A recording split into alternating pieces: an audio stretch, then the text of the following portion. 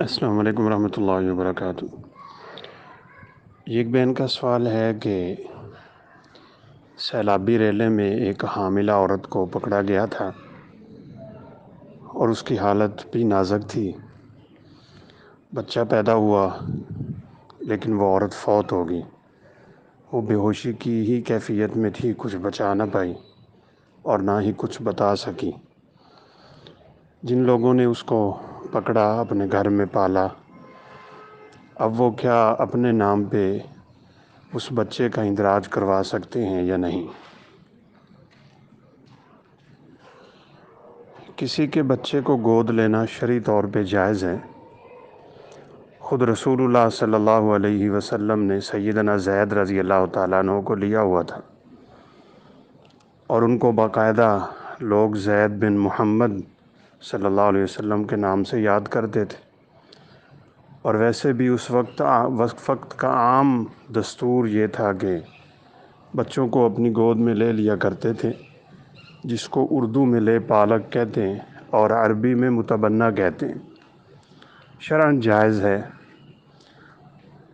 اگر ایسا بچہ گود میں رکھا جائے، اس کو پالا جائے، پرورش کی جائے، بہت ہی باعث اجر کام۔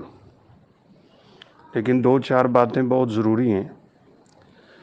ایک تو یہ کہ اگر اس بچے سے کوئی ایسا رشتہ نہیں ہے جو محرم ہے، تو اس بچے کے بڑا ہونے کے بعد شرعی طور پہ مسائل پیدا ہو جائیں گے۔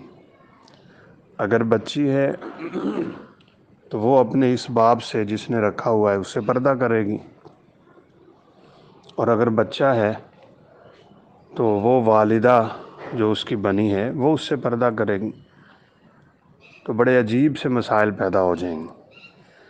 اس لیے یا تو یہ ہے کہ اگر اس عورت کو دودھ آتا ہے تو وہ اپنا دودھ پلا دیں اور اسے اپنا بیٹا بنا لے رضائی، اگر اس سے کوئی نسب کا یعنی خون کا تعلق نہیں ہے، اور اگر خود کو اولاد نہیں اس کے پاس تو وہ اپنی بہن کا دودھ پلا دے تاکہ یہ اس کی رضائی خالہ بن جائے، یا کوئی بھی ایسی شکل اختیار کریں کہ ان کے درمیان رضائی رشتہ قائم ہو جائے۔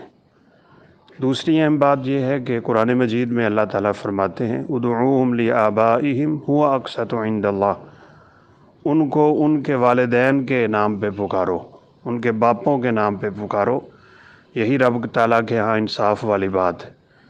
لہٰذا اگر اس کے باپ کا نام معلوم ہے تو اسی کے نام پہ لکھا جائے گا، اسی کے نام پہ پکارا جائے گا۔ لیکن اگر صورتحال اس طرح کی ہے جیسے موجودہ سوال میں ہے کہ بچہ تو سیلاب کے پانی میں تھا، علم بھی نہیں اس کے باپ کا نام کیا ہے، تو اس کی پھر دو صورتیں ہو سکتی ہیں۔